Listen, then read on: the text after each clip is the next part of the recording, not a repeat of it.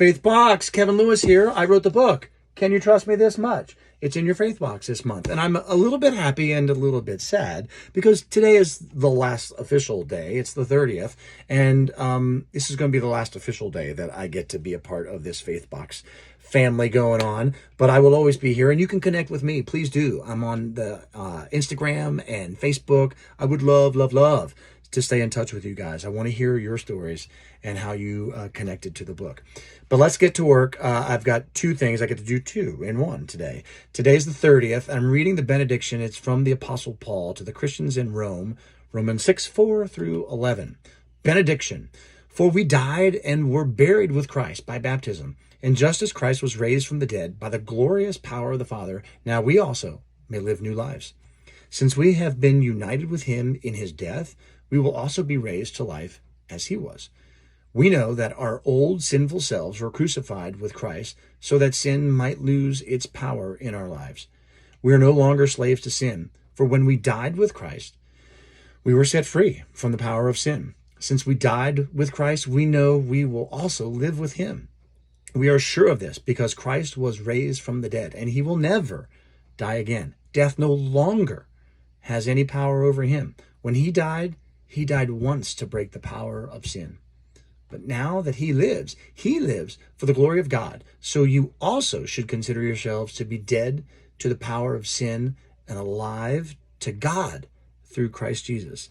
Now, if you've lived at all a life of addiction, that's heavy stuff, you know. And when we face those hard times, those hard things, it's going to be our human nature to want to run back to those things that we knew.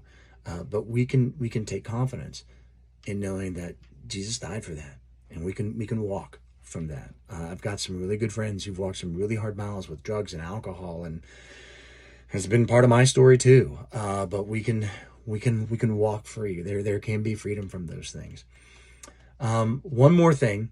And this, I think, is totally appropriate. And the entire month has been focused on pain. And I don't think there are too many people that had it worse than Job, if you know Job.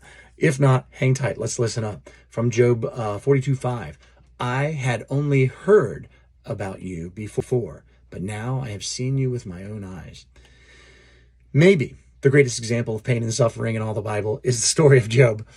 Job was an upright, godly man. In fact, God himself said that there was no one like Job in all the earth. But in a matter of moments, Job lost nearly everything he loved and that he'd worked for, including his children, his employees, his business. That's in Job, like the first chapter there, first and second chapter, if you want to go check that out. He was struck with an immeasurable amount of pain and anguish, and all without notice.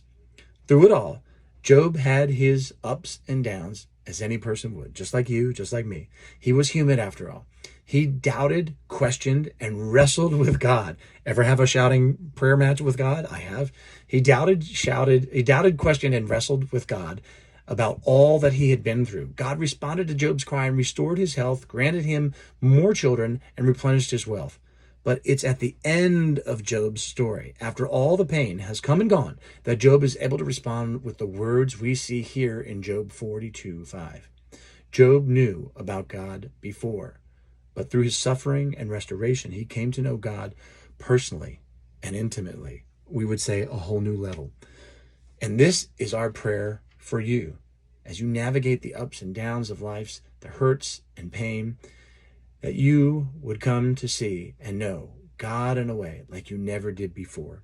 And I think that's just a perfect way to end it, because one of the things I touch on, either some of us had that experience where our religion had beat us up or life experiences beat us up.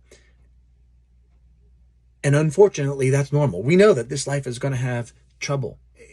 I think all too often, it's easy to fall into the trap of thinking, oh, well, I love God, I love Jesus, it's all rainbows and unicorns from here. Wrong. We know that God is going to use those very, very same circumstances, those very hard, painful things to draw us closer to him.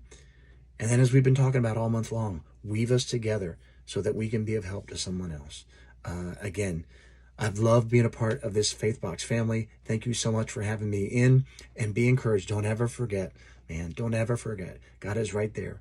He's helping you. All you got to do is take the one next step. Believe him that much. Mustard seed faith. Thanks again. See you.